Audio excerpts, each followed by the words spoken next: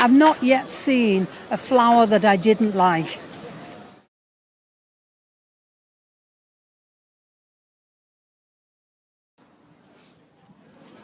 I'm Pat Renton, I'm from England and we're visiting Hong Kong, and today we thought we'd come and have a look at the Hong Kong flower show because I've liked flowers from a very early age.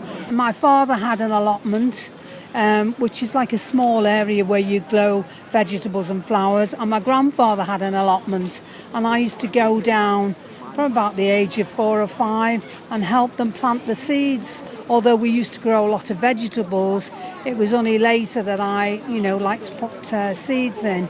And every year I order little plants and see them develop and put them in, my garden.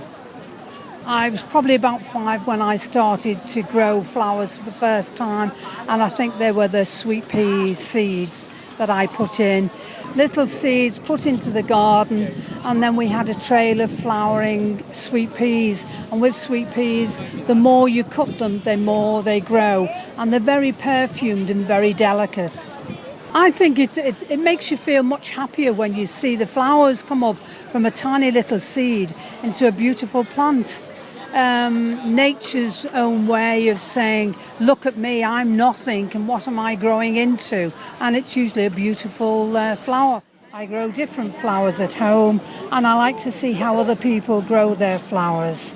We visit a lot of flower shows in the United Kingdom, and so whenever we're abroad, we like to have a look at different flowers. In Hong Kong, because it's very hot here, you have the more exotic flowers, like the bird of paradise, which I do grow at home, but to see it here is, lovely. And you have orchids. Although I don't particularly like orchids, you have a tremendous show here.